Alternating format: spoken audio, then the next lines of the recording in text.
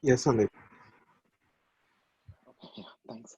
So, um, yeah, welcome to today's session, guys. So today we are in the last day of our, Linux administration module, and in this day we are going to discuss about all the important Linux commands. As this is just like a brush up session where we'll be introduced to multiple Linux commands, and I'll just walk you through all the important commands that you might use as part of your day-to-day system administration, or as part of your day-to-day operations, as part of your Linux or a DevOps engineer job, right? So, right, so I mean, to sum up, right, so this is all the things that we have covered as part of our course schedule. So we have seen what is Unix and Unix basics and principles on the, starting from the day one. Then you have seen all the Linux basic commands. I mean, we have discussed in a couple of parts. We have seen what exactly is a VI editor and what are the different type of files that we have, and we have seen what are soft links, hard links, and what are regular expressions, pipes, and IO directions, etc. We've seen what is find and how what are the different kinds of file permissions we have. We have seen how to edit a file permission using chone and chmod, etc. Then you have something as advanced file permissions like setuid, setgid, sticky button, etc. We have seen that, and we've also seen how to add a user using user add, user mod, user del, and all the group administration. Right. So we have after that we have went around and we have observed what exactly on how the booting happens in Linux and what are all the first things that get booted up, how the init process kicks in, and how the other run levels, etc. comes in. Right. After that we've also seen how to install packages in Linux with the help of yum command and all. Right. So we have seen backup and restore using tar command, tar-cvf and tar- czf, etc. Right. So we have used this tar command for backup and restore. Then we have seen something about sudo and what is sudo and why is it important and how to use sudo, etc. How to assign sudo roles, etc. And we have seen as part of job automation, we have seen about cron, and we have seen how to interact with a service and a process, right? So to list a process or to interact with a service, to stop a service, start a service, etc. How do and what exactly is the difference between service and a process? What are the different levels of services we have, and what are the different stages the services pass through, etc. We have seen that, right?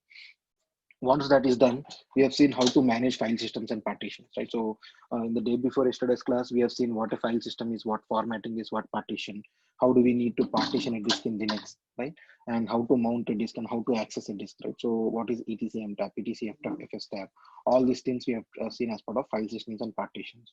Once that is done, yesterday we have covered about the remote system administration, where you have logged into the remote system using SSH and SSH based username based authentication and key based authentication.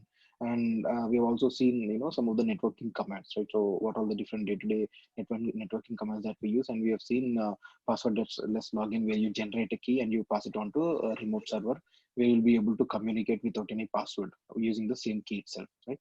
So that is, these are all the things that we have covered, right? So we have covered most of the things, right? If you ask me, we have covered almost all the things that you might need as part of your day-to-day administration, right? So as part of a DevOps course, Linux is just like I would suggest it's just like a prerequisite that anybody should mandatorily have, right?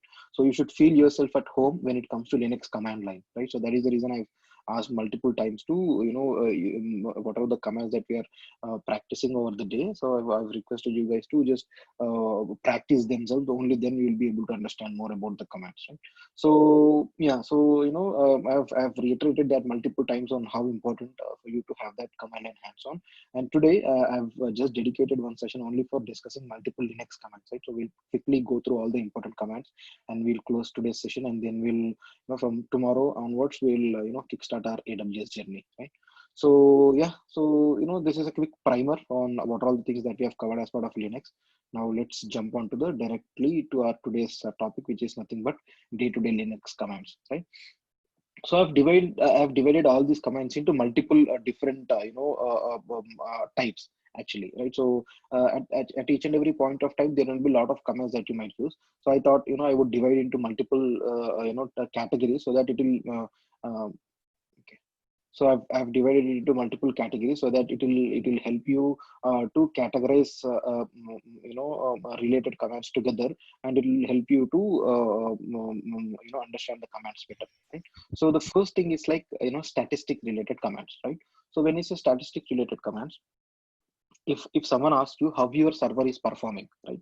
So when I say performance, how your server is behaving to the incoming request, how your CPU of the server is, how is the RAM of your server, how is the disk input output, how is the network of your server, right? So these are all like server performance categories, right? So when someone asks you, how is your server, you might have to execute any of these commands to understand your server performance, right? So that is where all the statistics commands comes in, right? So we'll just go through one by one, right? So first, let's see something about top command, right? So let me go back to the terminal and let me execute that command, right?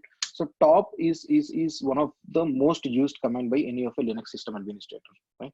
So what eventually it does is like it gives a lot of information with the help of a single command, right?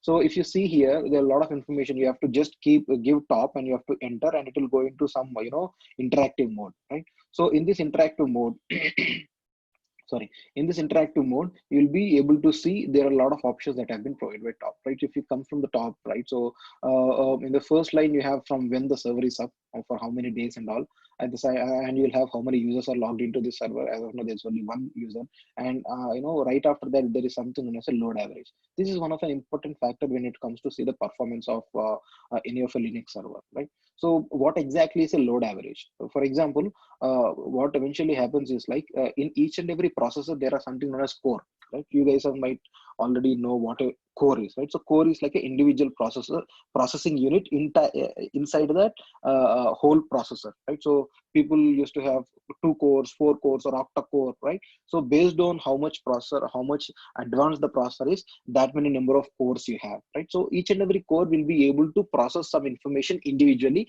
without the help of other core, right? So then the many number of cores you have as part of your processor, the many that how much that much is the performance of the processor, right? So that is just a basic understanding on what cores are. At the same time, there is something known as a load average, right? So this load average will take the average of all the cores inside your processor at that particular point of time, and it will refresh at a frequent interval. If you see this, right, this is something we are checking in the real time, right? For every 2 seconds, this will get updated saying that this is what the processor load average is, right? So that is one of an important factor. Most of the Linux system administrator, when they want to know if the server is responding slow, the first thing they'll check is like load average, right? So this is number one, and it is just like if it is one, right? So it is just like 100%, right? So this is on a scale of one, right? So after that, tasks means these are how many number of processes that are running on the server. We have 95 processes, out of which one is running and 94 are sleeping. 0 is stopped and 0 is zombie, right? So this is like process information. Next is like percentage CPU, right? So this is percentage CPU of there are multiple fields here. US says the user space, right? So how much percent of the CPU is being used by user. SY means how much percent of CPU is used by the particular system or a server, right? NIC is like a nice value for that. For now, just ignore that. And there is something known as ID. This is one of an important factor. If you see it is 100, right? So ID means ideal CPU, right? At any point of time, you need to have this ID value, close to 100, right? So this says 100% of the CPU is ideal. That means there is, little to less load on the server, right? So this is one of an important thing which you might want to keep in mind when you're troubleshooting any issue or any issues on your Linux server, right?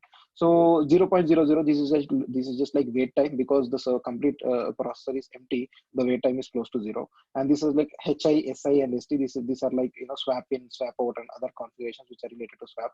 For now, you can just ignore it. But you need to take care of all these 4 things, right? So at any point of time, if you find some issues with your Linux server performance, just come directly and see what your idle time of that particular processor is, right? So you see the load average and you see the idle time of the processor, right?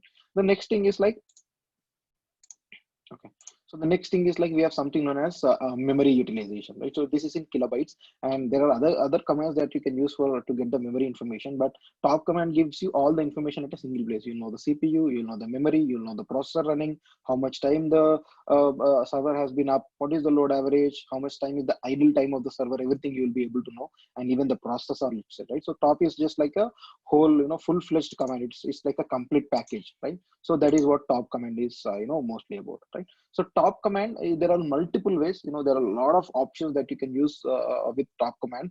At your leisure time, just explore top and just do a research over the internet and see what are all the different important options that you might get with the top command, right? So there are, I've listed couple of things here, right? So if you want to know the if you want to list the process in a descending order where on the memory consumption wise, you can use top hyphen o or space minus o plus percentage mem. Or if you want to know CPU in the descending order of how much percentage it's being used, you can use top space minus o plus percentage CPU, right? So that way you'll be able to see what is that particular memory utilization and CPU utilization for that particular memory utilization and CPU utilization on the server, and you'll be able to see all the process wise. If you see, it is like 12.4 is used by one of my Java process. I think it's a Jenkins process. The same time, there is like Docker process, which is taking 2% CPU, and you can see all this memory has been in the ascending and descending order, right? So if you want to know descending order of all the memory usage on what are all the processes, right? Yes, it's a Jenkins process. Right? So Jenkins is based out of Java. So when you see Java process, you will see which application is using what is its process ID, right? So this is just like descending order of the memory consumption on all the process in the Linux server, right? If you want to know in the descending order at any point of time, if you want to come out of this, right, you can do multiple things here, right? So you do Control C, which will come out of, you'll be coming out of this top command, because when you give top, you'll go into interactive mode, right? So now, if you want to know in the CPU, right? So if you want to know in the descending out of the CPU, you can normally use. As of now, we don't have any load in the server. Okay, so now we have got something, right? So when we have this, right? So you'll have the maximum CPU used processor at the top, and you'll have all the other things in the descending order, right? So if you want to know anything in descending order, you can use percentile CPU, or if you want to know it in the memory descending order for all the processes which are running on the server, you can use percentile MEM or percentile memory, right? So that is where the top command comes in. So top is just like a full-fledged whole package which gives a lot of information for any system administrator or a DevOps engineer who wants to troubleshoot any issue with the server, right? So top is just like one of the important command that you have to know, right? Let's quickly explore what are all the other commands also we have, right? So let's see vmstat, right? So vmstat will give you all the VM related information and mostly CPU related information on your particular server, right? So I'm just clearing the screen and it's giving vmstat, right?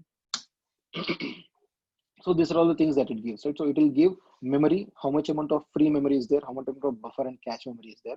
And this is, buffer and cache is like when you have multiple processes which are which are taking the data from disk back and forth. That is where you can use, that is where the data is cached. This is like a cached memory by multiple processes on the server. And this is like free memory, which is available for the upcoming processes, right?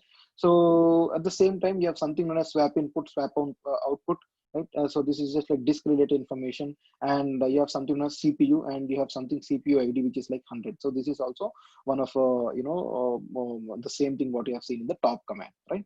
So there is one more important thing that is available with most of the commands is like, if you want to execute this command regularly for at a frequent interval of time, you can use something like this, right? So if I use this, right, sorry, let me come back.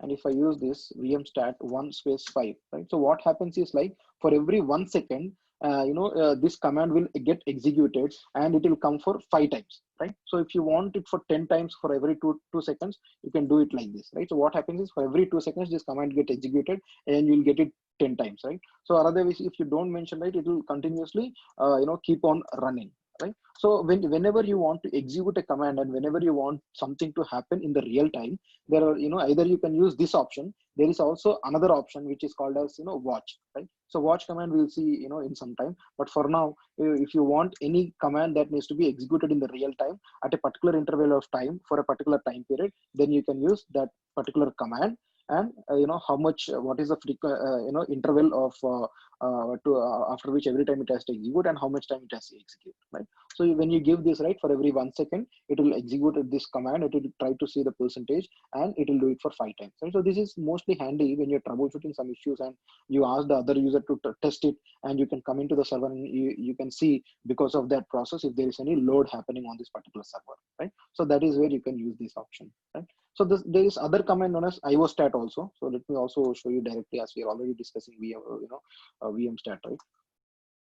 So this is iostat, right? So this is this iostat will give you the disk related information, right? So this will give you how much amount of disk, the how many number of disks that are attached to a particular server, and what is the input output that has been occurring from that particular server, right? So it says kb reads, how much time it is being how much if let's keep this, right? So if I do watch iostat,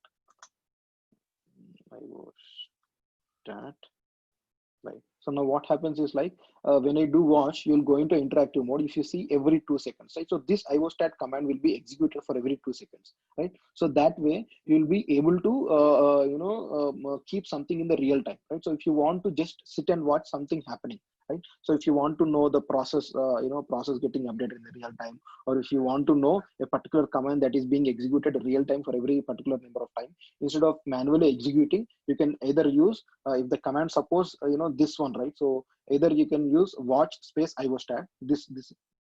This can be, I mean, added to any watch, can be added to any of an existing command. And sometimes the command by default, suppose such kind of things where you can refresh that particular command for every 1 second for a particular period of time, right? So you can use either this way, or you can use watch also, right? So both of these are to frequently execute a particular command for a particular period of time, right? So that is what that is where this thing comes in, right? So the next command is like free command. So free is mostly used to know the memory utilization. So probably when you give it free, probably it will come in bytes. And if you want to know it in megabytes or gigabytes, you can use free hyphen g, or you can use free hyphen em, right? So this will give you the memory usage in terms of megabytes, gigabytes, and in bytes. By default, it will come in bytes, right? So if you see free hyphen g, my server totally have 3 GB of RAM, and out of that 2 GB of is in buffer, and 2 is in available. So this is like this buffer and cache and available. This is not the complete utilization. So this will be rounded off to the nearest value, right? So that is the reason we're using 2 and 2 here, right? So that is how you'll be able to see the memory utilization on a particular server with the help of free command, right? And there is another command like tail and head. I think we have already discussed it, right? So if you want to but there is one more important flag that I want to tell you, which most of the people use in the real time, is like f, right? So for example, what eventually happen is like whenever we are troubleshooting any issue, you want to check the logs in the real time, right? At that point of time, for example, if I see var log messages, right? If I want to see var log messages, I can do tail hyphen 100. You can do tail hyphen 100 on var log messages, and I can do this, and it will print all the 100 messages until it will stop there, right? So it will not update in the real time. If I want it to be updated in the real time, I should just add f, right? So if I add f to this, what happens is like the control stays there, right? So this is how we troubleshoot the issues most of the times, right? Most of the times whenever there is an issue, what we ask is like we'll ask the end user to test some functionality, and we'll come here, and we know what is the log file to check. When we know what is the log file to check, we use tail command hyphen f, and we just do enter, so that whenever he does something, automatically we'll get the log trace here, right? So by detecting the log trace, by seeing the logs and understanding, we'll be able to understand what exactly is the issue, right? So that is where this command comes in handy, right? So this, just by adding this simple f to the lines field, you will be able to see the command getting executed in the real time, right? So this is mostly one of a big I can say one of a big utilization that you can basically use this command, tail command, for, right? So this is a major advantage that we can use when you use hyphen f option with the tail command, right? So that is mostly about tail commands when you want to know real-time streaming of the logs, right? There is another command known as lsof, so which will list all the open files on my particular server, right? So it will give you it will give me a large list. When I say open files, these are not user open files, but these files are opened by operating system, right? So I'm just piping it to less, so that it will not bombard my screen with a lot of messages, right? So this is how it is, right? So it will give you what are all the different files that have been opened by the operating system, right? So this is just a good to know. This we mostly don't use, right? So yeah, it is just too good to know, right? So these are all the commands when it comes to statistics, right? So when it comes to statistics, if you want to know the server performance, these commands are mostly used. I have 90% of the times you should not, you might not go out of these commands, right? So top command will give you the overall information. VMstat will give you the CPU information and swap information, IO, etc. Free command will give you the memory utilization. Tail command when used with hef will give you real-time logs. LSAF will list all the open files which are opened by the operating system itself.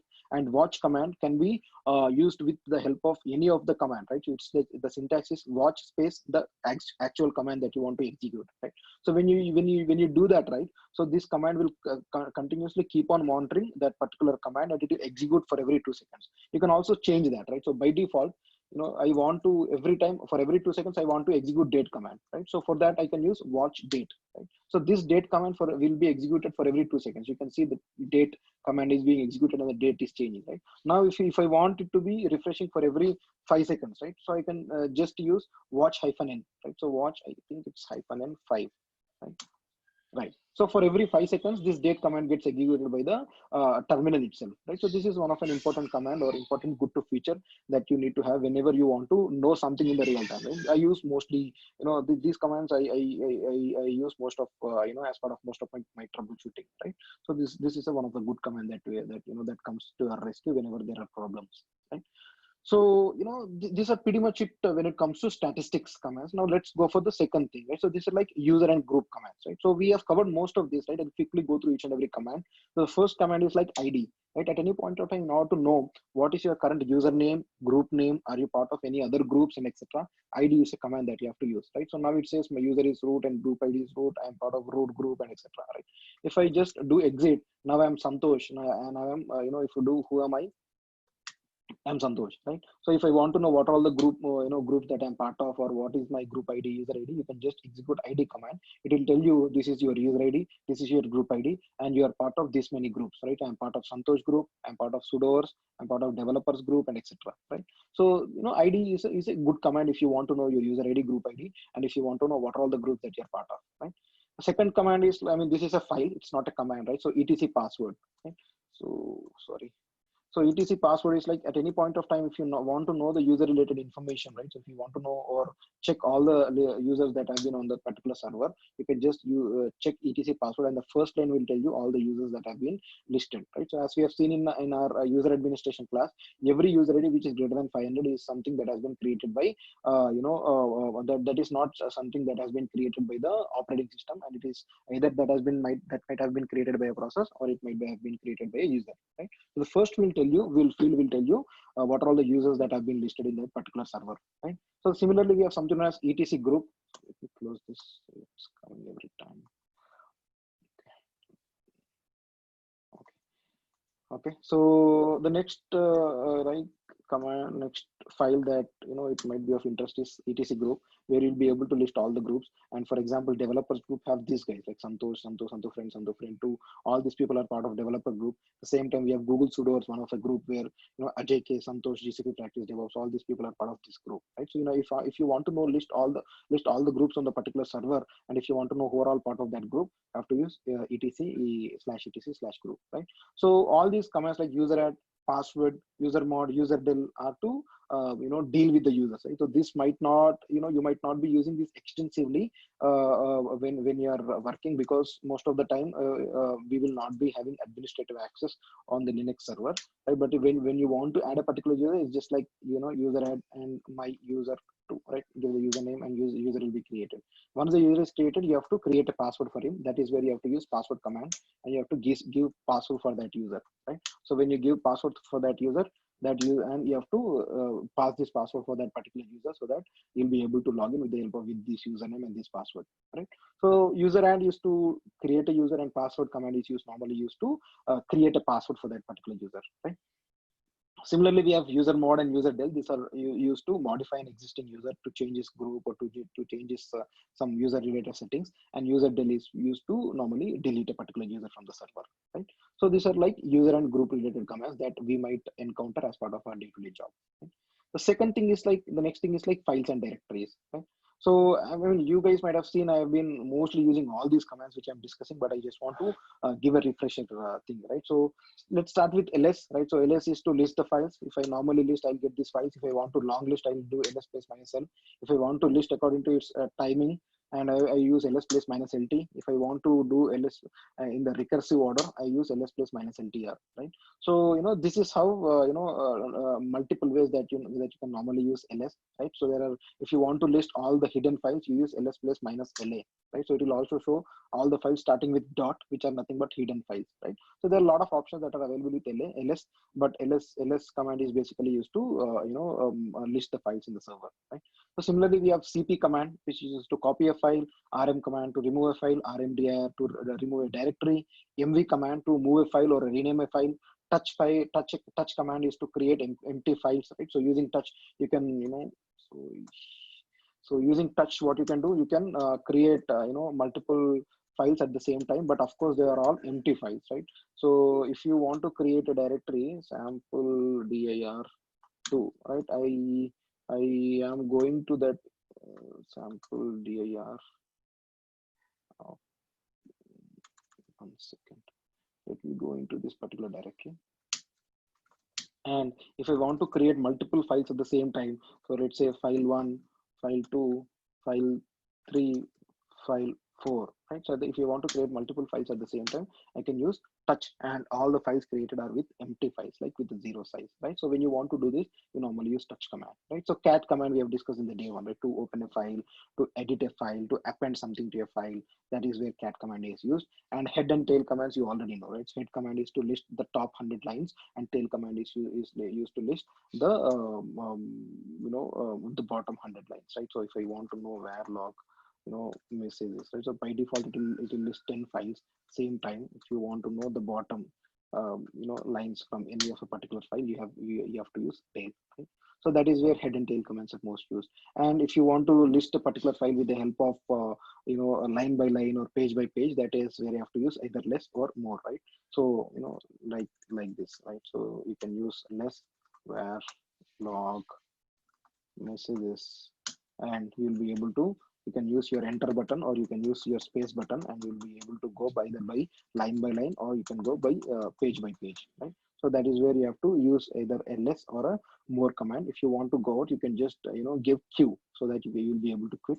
And similarly, you can use more command, right? So you can go more the file name, which has got a lot of log files, and less and more are morely used when you want to traverse through any of a log file, right? So this is where you'll be able to have your more command. The major difference is like you'll be able to know the percentage of how much you have gone so far into this particular file, right? So that is where we normally use this particular less and more commands as part of our day-to-day job, right?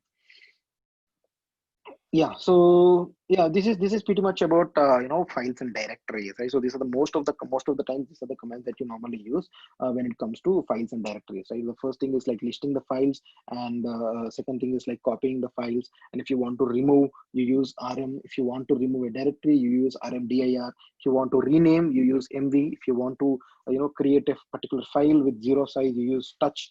And if you want to edit a file, or if you want to open and read a file into the by using in the console output, you use cat command. If you want to have the top lines, you use head. If you want to have the bottom lines, you use tail. And if you want to read a file by line, you use less. And if you want to read it by page, and also want to know the particular percentage when you are reading through that particular file, you have to use a more command, right? So yeah, so this is pretty much about files and directories, right? So let's see what we have in the plate in the next, right? So this is like executing all the process related commands, right? So now, I have discussed what exactly is the difference between process and a service, right? So a service can start multiple processes, right? So for example, if you take SSD process, that SSD process is running on the server, and that will start a process, right? For example, if you see, right? So in order to list all the services on my particular system, I normally use a systemctl list hyphen units, and grepping for my particular service. In my case, it's like SSHD service, right? So this is a particular service. Now, these services might have started one or more processes. In order to know how many processes this service have started, for process listing, I have to use PS, right? So that is where this command comes in. So PS command is used to list the process, and system list CTL command is used to list the services, right? So there is a difference between service and a process, which I've already discussed, right? So PS is used to list the process, and system CTL is used to list the services on your server, right? So if I do ps-ef, right, so there are multiple ways that you can use ps command. So you can use ps-ef, which will list all the process. There is also something like ps-aux that will also do the same thing, but there might be one or two columns that might be different, right? So based on your requirement, you can use any of these commands, right? So in order to kill a process, there is, you have to use something known as a kill command, right? So in order to kill it, forcefully, you have to use kill space -9 and the process ID, right? For example, I want to kill, all these are OS related process, so I'm not killing anything now. So if I want to kill something, right, for example, I want to kill this process, right? So kill space -9, and you have to give the process ID, right? So in the PID field, a lot of process here, right? So if I want to kill this Jenkins process, right, so I have to use just this, and when I do this, the Jenkins process will shut down and you'll not be able to access the Jenkins server, right? So that is how you'll be able to kill a process using kill space -9, right? So there are a lot of options that goes with the kill, but I'm just giving this the most used one, kill space 9 in the process ID. At the same time, we have something known as kill all. Kill all command is also mostly used where if you want to kill all the process which are running with a particular ID, right? So if I want to know, right, so if I use ps-ef grep-i ssh, and there are a lot of processes which have ssh in the name. And if I want to kill all the processes, right, so I can use which start with this particular word, or which have this particular particular string, right? So that is where I can use kill all sshd. This will kill all the existing ssh process which are running on my server, right? So that is where you can normally use kill and kill all, right?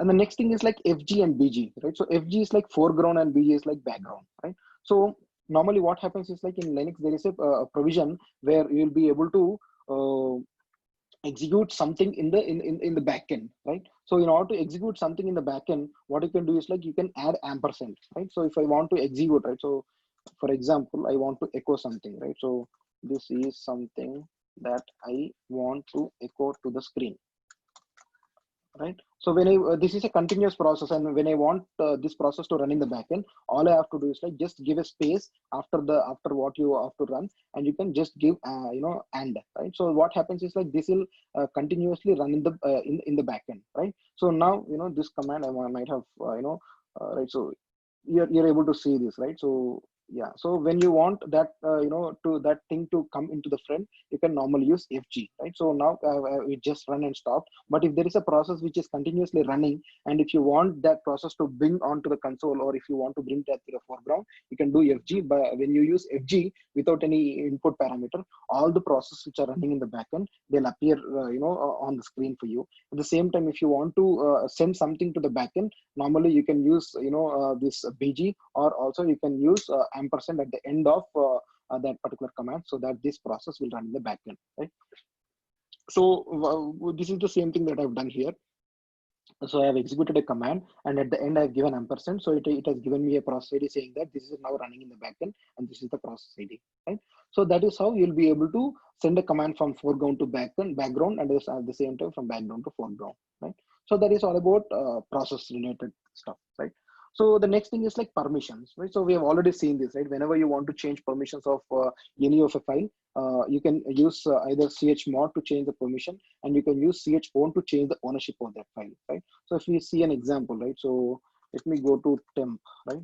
So here in temp, there will be a lot of files which are owned by multiple people. So some files are owned by Jenkins, some files owned by root, some files are owned by Santosh. There are a lot of files, right? So if I want to change something, right? So for example, what we can change, okay. So let me exit, right? I'm just going into temp as Santosh, and I'm creating a file, right? So I'm creating something known as my file 123, right? So this is a file that I've created in temp. Now I'm becoming the root user. So for becoming the root user, I have to use sudo space -su. Now I'm going to temp again, right? Now once I go to temp, when I do ls space -ltr, my file 123 has been created, and it has been owned by Santosh, and the owner is also owner and group both are Santosh, right? So if I do ls space -ltr, and owner or group are both Santosh, right? Now what happens is like whenever you want to change the ownership of a particular file to a particular person, what you can do is like you can use a command known as chown, and you can give this syntax. What it does is like it will change the ownership and group ownership and that particular file ownership of that particular file to a different owner by what you mentioned, right? So this ch own, if you see, right, my file previously was owned by Santosh and Santosh. Now my file is owned by root and root, right? So this is how you'll be able to change the permission of a particular file, right? So, but not all users will have access to this command, because some other person cannot come and change your ownership, right? So only root user will be able to do, right? So that way, we use ch own command to change the ownership of that particular file. At the same time, if you want to change the permission of that particular file, and now if you see my file 123, this is for user, we have read write permission. For group, we have read write. For others, we have read, right? If I want to make it as like everybody should have all the permissions, right? I can use something known as chmod or chmod, so which is normally used to change the permissions of that particular file, right? So I can use my file name, and when you do this, once I've done ls plus minus nt, it says like everybody has got all the permissions, right? So this is how chmod command is used to change the permissions. At the same time, ch own command is used to change the ownership of that particular file, right? So this is mostly about permissions part. Okay? The next thing is like network, right? I think we have seen this just yesterday, right? So I'll just quickly execute all these commands just like a refresher, right? So first thing is like if config will, where it will give you all the information about all the network cards of that are attached to a particular server. Then we have IPADDR, traceroute, NSLOOKUP, host name, right? So there are a lot of commands, right? So you can use IPADDR, right, which will list the same thing, right? So you can use something as traceroute. I think we have installed this yesterday. Traceroute, yeah. So traceroute, and we have to give any particular website, right? So that way you'll be able to see what are all the different hops that will come in before your server and the destination server. So that is where traceroute will help you. And we have something known as NSLOOKUP. Sorry. So we have NSLOOKUP, right? So these are multiple hops which traceroute is pinning. For now, I'm just taking the control out. So we have NSLOOKUP, right? So NSLOOKUP is used to find out IP address from any of a particular server, right? So if you want to know the IP address of my Google server, I can use NSLOOKUP. Looks like the command has not been installed. Okay, I think I didn't install. I think I've installed it on the local yesterday. So let me do that in the local, right? So you can use something known as NSLOOKUP, right? So this way you'll be able to know the address of that particular website, right? So NSLOOKUP is used to get that IP address of that particular server, right? At the same time, if you want to know the host details, you can use host command. So if you just do host, okay, looks like it is not there. Some of the commands, if they are not available, what you can do is you can just you install with the help of vm install. So right, so this way you'll be able to know the host name, and similarly host will also give you the most, basically it will give you the same information about the host itself, right? So once you install it will it most probably will give the same information what host name commands is giving, right?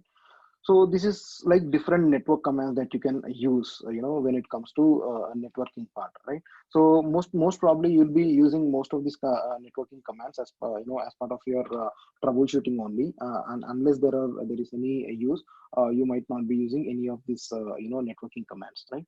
So that is where we have all this networking related stuff. I think we have already discussed this yesterday, but this is just a refresher, right? And this is like backup and restore. We have seen how to create a tar file and etc, right? So I'm just not going into details once again, but in order to create a tar file, you can use something as tar-cf, c for create. At the same time, if you want to extract, you have to use x, right? So you can just remember c and x, right? To create a tarball, you have to use c, and to extract that tarball, you have to use x, right? At the same time, in order to create a zip out of that created tarball, you can use gzip, and if you want to unzip that, you can use something known as gunzip, right? So I've explained you the differences between a tar and a zip, right? So tar is just like when you have hundreds and hundreds of files. If you want to make it into a single tarball or a single file, which will be easy for you to zip, right? So in that case, you can use something known as a tar, and this is the first step, right? So whenever you are doing backup and restore, we have seen that diagram where if you want to send a file to a remote location, first you will do create a tar for that particular folder, which has got I think we did it on etc, right? So etc got hundreds of files. We created tar out of etc. Once we have got that etc tarball, what we have done is like we have executed the gzip command, and that gzip command will create a zip out of that tarball, and you'll ship it to the destination server. Once you have got it there, you can untar that or unzip that first, and then you can untar that there. Then when you do all these commands, you'll be able to see the same directory which you sent from the source to the destination, right? So this is like, compression or archival commands, which which you guys normally use when you want to do an activity like backup or restore, or if you want to send some files from source to destination, right? So these are just like backup and restore commands, right? And the next thing comes in like a package installations, right? So I've also listed other package installations for you to just get an idea, right? So for most of the times in Mac, or if you want to install something directly from the source, right? So that is where you normally use make command. And Ubuntu based systems, you normally use apt-get. In Debian based system, you normally use dpkg. And in Linux based systems or Red Hat Linux or CentOS, you can normally use yum and rpm, right?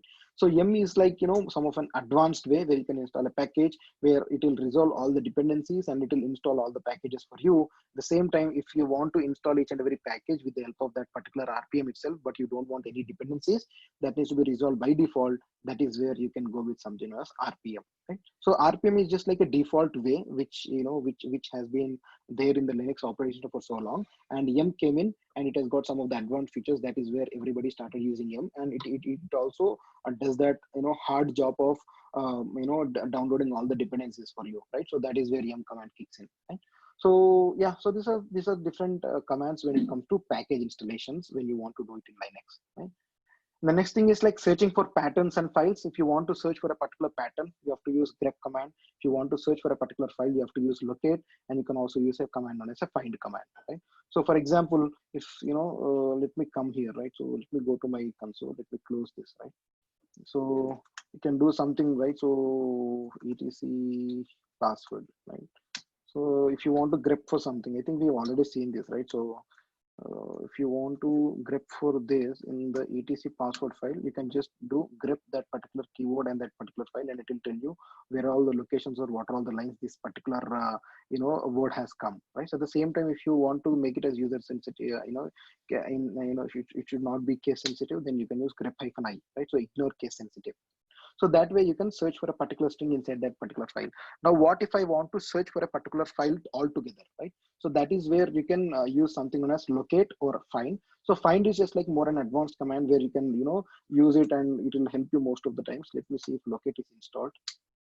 Looks like locate is not installed. So yum install yum locate star -y.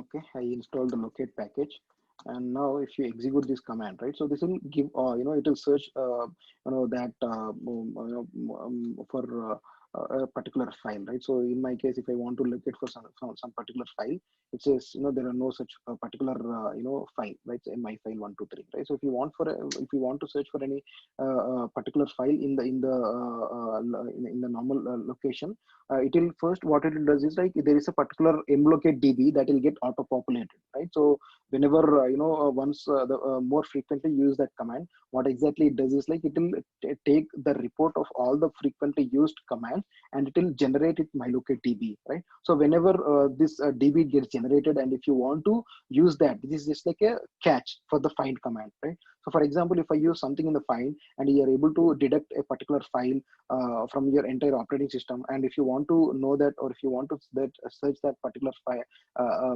file more quicker or faster way, that is where locate command will come to your rescue, right? So that is how you'll be able to use locate command. And similarly, there is find command. I think we've already seen.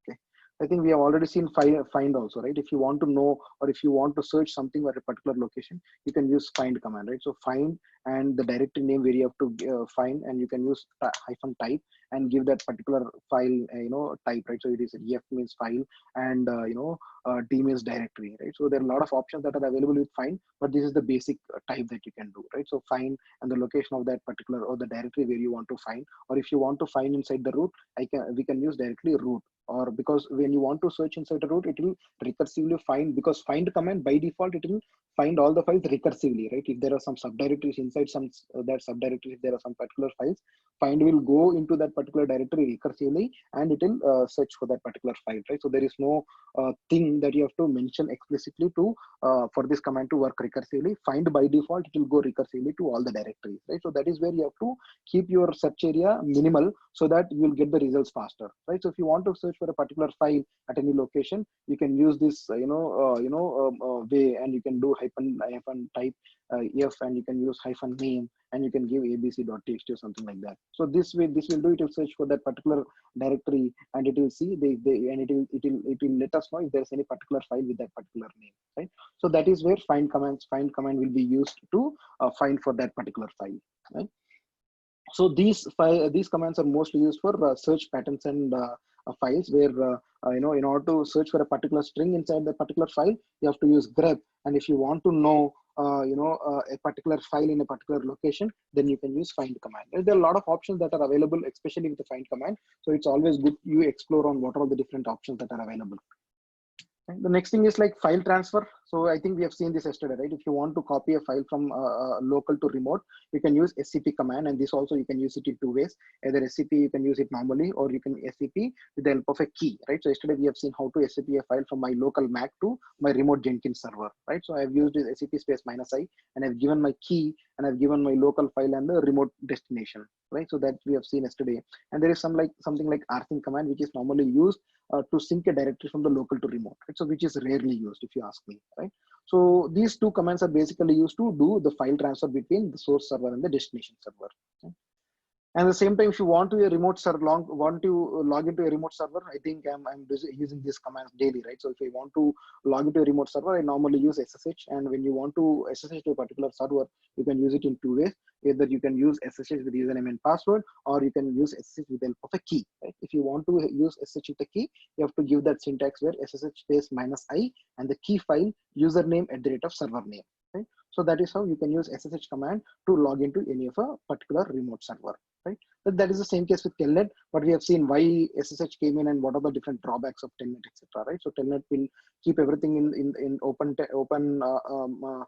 to the world, so that other people can sniff in, and they'll be able to understand. They can steal your username and passwords. And what I'm just trying to say is like Telnet, the traffic is not encrypted, but if you want all your communication to happen on an encrypted channel, then you can use something known as SSH, right? So this is how you can do login, right? And the next thing and the important thing is like systemctl, right? So systemctl is mostly used to deal with all the services, right? So for example, if you go to my console, right? So if I do systemctl, right? So the first command is like know the status, right? So before we know the status, let's list all the services which are running, right? So if I want to list all the services, I can use systemctl list -units. This will give you all the services that are running, and you can grep for that particular service, right? So once you get that service, if you want to know the status of this particular postfix.service, I can use systemctl status and the service name, right? So status and the service name. It will give you the output of that particular service, right? Or the status of that particular service. Same time, you can also use status -l when you want to go know more information about that particular service. And there is something like stop to stop a service, right? So let me see if there's something that we can stop. Systemctl list -units grep -apache. I don't think we have Apache. Let's see httpd. We don't have httpd, php.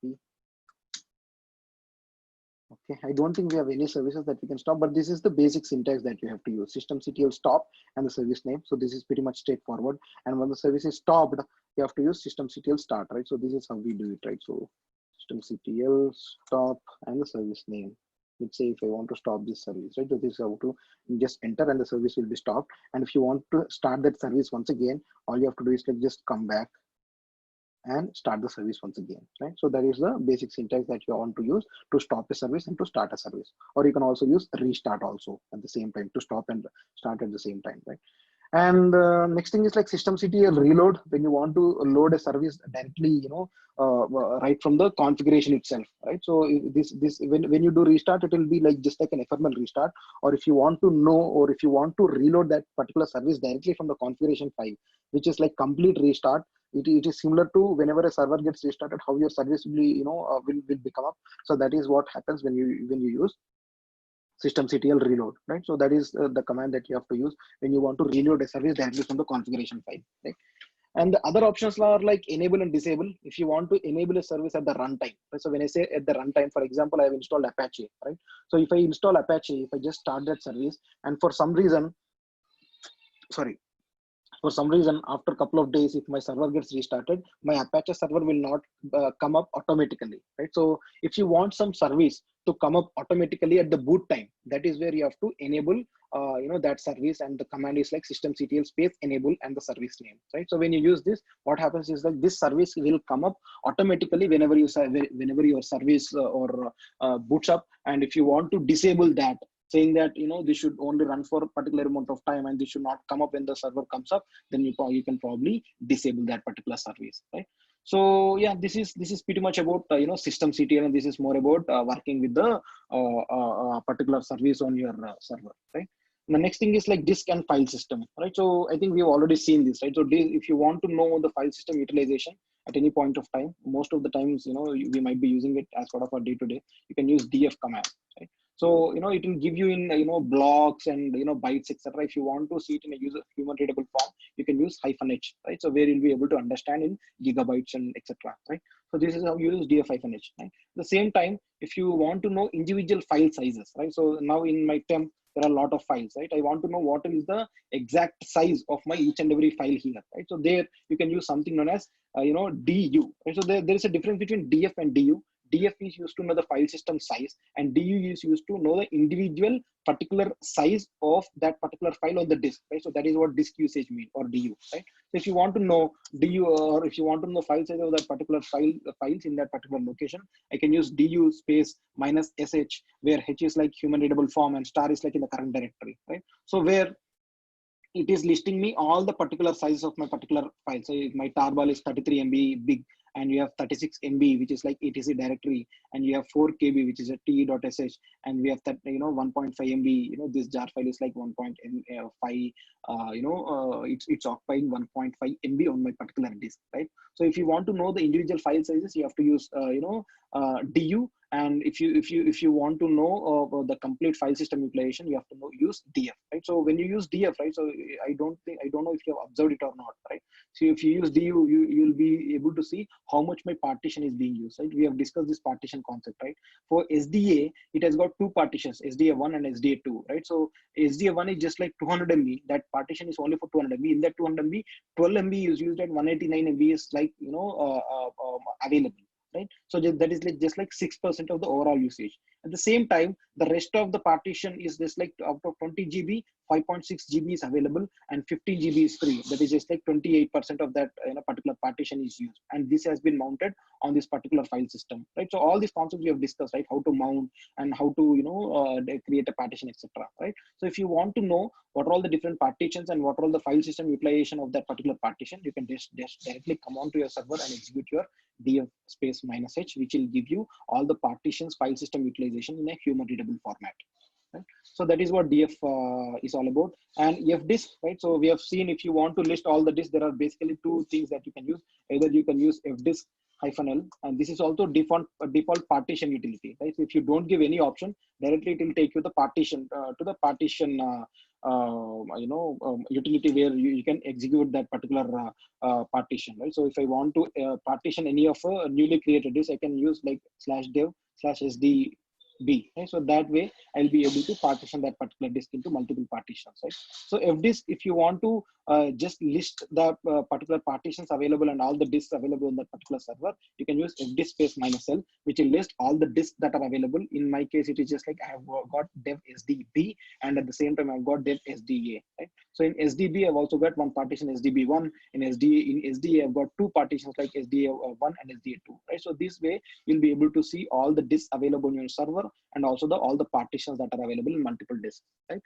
So the same thing you can, if you want in a minimal way, you can also use lsblk, right? So when you use lsblk, what exactly happens is it will list all the different disks and all the partitions, right? So this is a simple and straightforward approach, right? So sda1, there are two disks attached to your server, sda and sdb, and the first disk there are two partitions, in the second disk there is one partition, right? So this is how you'll be able to list all the disks that are on the server, and also all the partitions of that particular disks, right? And mkfs is used to create a file system, which we already seen it, right? So once a particular partition has been completed, the next thing that you want to do is like create a format on that partition, that only once formatting has been done, then only you will be able to mount a particular file, right? So that is where you have to use mkfs. Once the file system has been created, you have to use mount command to mount that particular particular partition or file system to a particular directory, right? So we have already seen this, right? So this is where most of the disk and file system commands comes in, right? So yeah, so this is the last thing that we're going to see, right? So these are like some of one other couple of commands which we normally use, right? Apart from this, if you want to know your system information, normally you use uname command, right? So you use uname command to know all the operating system related information, right? If you want to use uname -a, it will give you all the list of your operating system related information. We have already seen this. At the same time, if you want to know what is that current Red Hat version that you're using, you can probably use etc Red Hat release, right? So this file will have what is that particular, is it Red Hat 6 or Red Hat 7, right? So this is one of an important file, right? At the same time, if you want to know all the hardware configuration of your current server, right? So you can use DMI decode.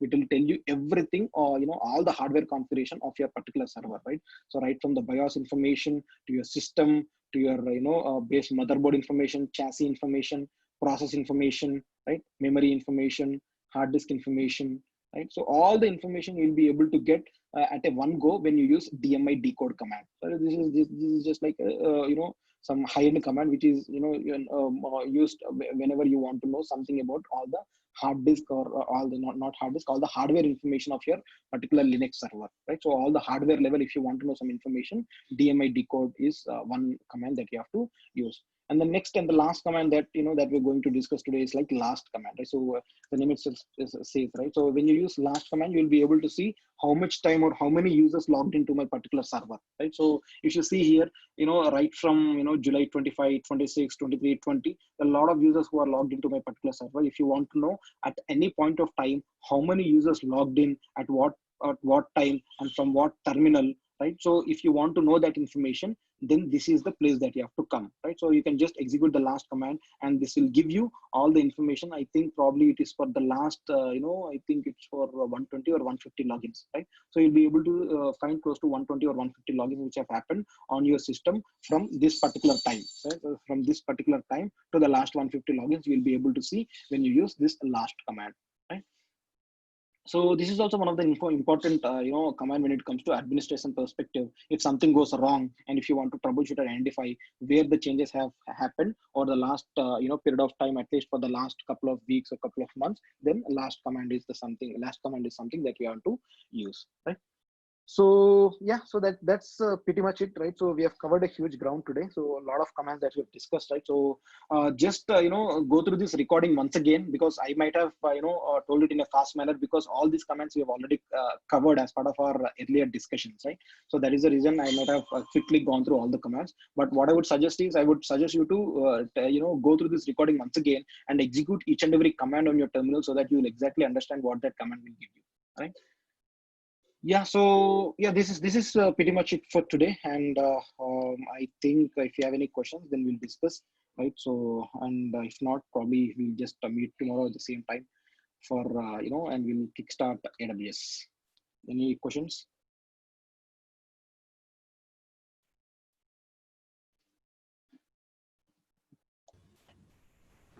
Santosh.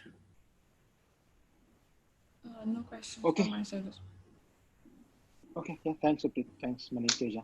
Thanks, guys. Thanks for Yep. your time today. Yeah, Jail, I would highly recommend you to go through this recording once again and execute each and every command that we have discussed. So this is mostly important, because tomorrow, let it be any other DevOps tool, it will end of the day, it will be installed on the Linux server itself, right? So if there is any problem, the first guys who will log into the server is like you as a DevOps engineer, right? So you should have all these commands handy, and you should not search, right? So only when you do practice, that will get registered and you'll be able to use those commands seamlessly. Okay.